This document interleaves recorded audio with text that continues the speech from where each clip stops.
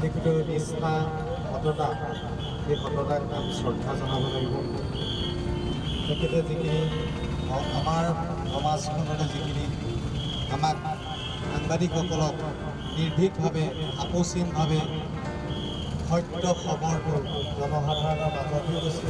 এই আদৰ্শসমূহ ভৱিষ্যতৰ দিনত কঢ়িয়াই আমি আমাৰ সংবাদ ক্ষেত্ৰখনক আমাৰ ইয়াৰ সমাজক অধিক শক্তিশালী বাট দেখুৱাবলৈ আমি চেষ্টা কৰিম। আৰু মই সকলোকে ব্যক্তি সন্মানীয় লেখক সাহিত্যিক এগৰাকীক আমি হেৰুৱাইছোঁ, আমাৰ মাজৰ পৰা আঁতৰি গৈছে। গতিকে দুয়োজন সতীৰ্থে হেৰুৱাই আচলতে মই ইলেক্ট্ৰিক মিডিয়াৰ বৃহত্তৰ ডিব্ৰুগড় প্ৰেছ ক্লাবৰ তৰফৰ পৰা আন্তৰিক ধন্যবাদ জ্ঞাপন কৰিছোঁ।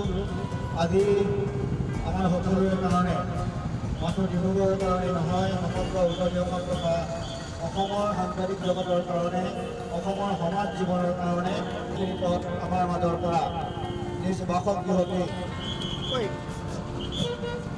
আমাৰ মাজত বিশিষ্ট নিবন্ধ মাধ্যমত জ্যেষ্ঠ সাংবাদিক চন্দন ফুকন ডাঙৰীয়া আছে, তেখেতকো আমি সহযোগিতা আগবঢ়াবৰ কাৰণে অনুৰোধ জনাইছোঁ।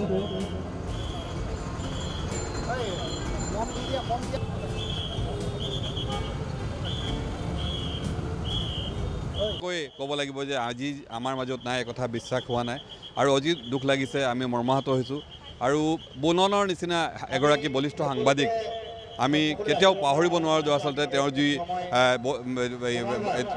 যি হেৰি আছে ইয়াতে সাংবাদিকৰ ক্ষেত্ৰত গতিকে মই আজিৰ এই তেওঁৰ অকাল বিয়োগত গভীৰ শ্ৰদ্ধাঞ্জলি ব্যক্ত কৰিছোঁ আৰু বিদেহী আত্মাৰ শান্তি কামনা কৰিছোঁ।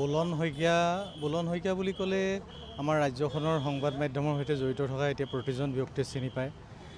বুলন শইকীয়াৰ যি বলিষ্ঠ যি কলম, তাৰ কথা সকলোৱে জানে। সেইজন ব্যক্তি ইমান অকালতে আমি হেৰাই যাব বুলি ভবা নাছিলোঁ। আজি এটা সমাজৰ হকে ৰাইজৰ স্বাৰ্থত নিৰ্ভীকভাৱে চলাই থকা এটা কলম স্তব্ধ হ'ল। কেৱল কলমেই স্তব্ধ হোৱা নাই, জাতিটোৰ হকে মাত মাতি থকা এজন ব্যক্তি আমাৰ মাজৰ পৰা নাইকিয়া হ'ল। আমি এজন ভাল সতীৰ্থ হেৰুৱালোঁ। ক'বলৈ আচলতে ভাষা নাই, আমি বাকৰুদ্ধ। তাৰ মাজতে আৰু এজন আমাৰ জ্যেষ্ঠ সাংবাদিক লক্ষীপ্ৰসাদ কাকতি যোৱা 22 নৱেম্বৰত তেখেতে আমাৰ মাজৰ পৰা আঁতৰি গ'ল।